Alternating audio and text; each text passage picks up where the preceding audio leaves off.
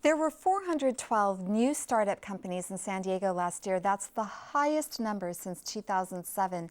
Mayor Kevin Faulconer says the fast-growing startup economy brands San Diego as a city of innovation. The mayor joins me now to talk about the new companies and a slew of other issues during his monthly visit to update us on city business.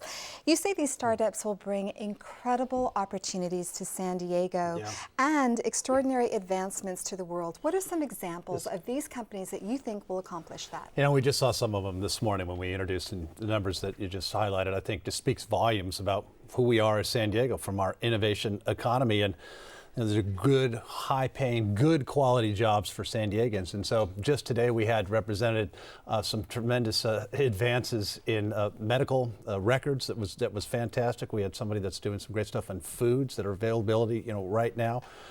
We even had somebody who was working on a golf putter that is just, just new technology that didn't exist. But these are so, small startup companies that grow to bigger companies. They're providing great economic opportunities for San Diegans and our families.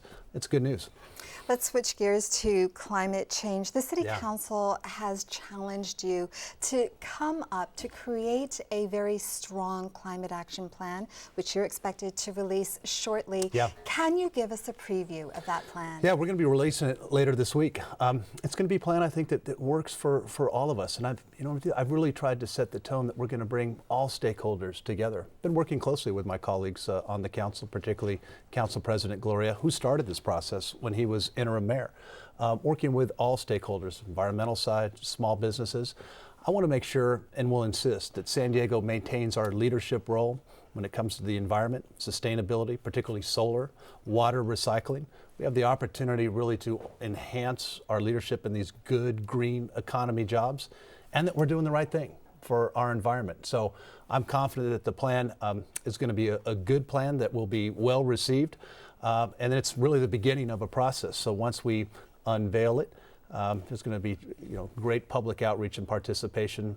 And we'll likely have final adoption by the council sometime in early next year. Last week, the city settled a federal lawsuit with a woman who said that former San Diego police officer Anthony Arevalos demanded sexual favors of her. Last week, former San Diego police officer Christopher Hayes was sentenced to a year in jail for groping women and illegally detaining them. The Justice Department is currently auditing the police department's hiring and supervising of officers. How confident are you that there is a system in place right now that will root out bad cops?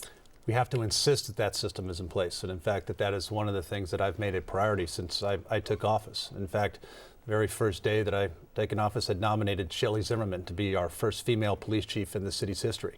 I think she set the exact right tone, which is that we have zero tolerance for that type of behavior in those officers who you talked about, that we set that tone, we set that standard. We've invited the Justice Department to come in to make sure that the city of San Diego has the absolute stringent standards and best practices, because San Diegans expect and they deserve that we have the best men and women out there that are serving them on our police department, and that we know what our standards are, what we will accept, and most importantly, what we will not tolerate as a city. Well, let's talk about accountability that is built into the system. Jude Litzenberger is a former member of the Citizens Review Board on Police Practices, which basically investigates citizen complaints against officers. Now, she says when she was on the board that questions about these citizens' complaints on the investigations of these complaints were discouraged, and that if you did question, that you were tagged and you were put in a place of impotence. How concerned are you about these allegations? I want people to ask questions. I want everybody to ask questions. They have any issues with our department. That's the exact, we need, and I insist on openness and transparency. That's one of the things I've talked a lot with Chief Zimmerman about. And she's brought back as an example the professional standards unit to making sure that other officers are looking at exactly what's happening out there on the streets at night every single day. Zero, in terms of misconduct policy, zero tolerance for that. We have to ensure that it's not just something that we talk about, but that it's something that we instill in the culture of our police department. We have great men and women that work for this department, that put their lives on the line for us every single day. They're doing great and the right thing. For those few that choose to do the wrong thing, we need to say that you are not going to be part of this department and you will suffer all the right consequences, because we will not, nor as Iowa Mayor, tolerate that type of behavior. Very quickly, a report came out this month that says that it is the high cost of hotel fees and convention center fees that is driving convention center business to other cities in the United States, not lack of space. Has that report in any way changed your mind on whether a convention center expansion is needed? A healthy tourism economy is important for us as San Diegans. I mean, you talk about our TOT, our hotel tax, it's our third largest source of revenue. So when we have conventions, when we have visitors coming to San Diego, it's helping our economy. That's how we have dollars to pave roads, hire more police officers, keep our libraries and rec centers open. So this report hasn't changed your mind? Well, I think having a vibrant economy and making sure that we have the space available is absolutely critical to our future. We have to make sure we have the right amount of space, not just for now, but as we look 5, 10, 15 years in the future. Our economy depends on it. We have to wrap it there. Mayor Faulconer, thanks so much for coming Always on the program. Always a pleasure. Great to see you.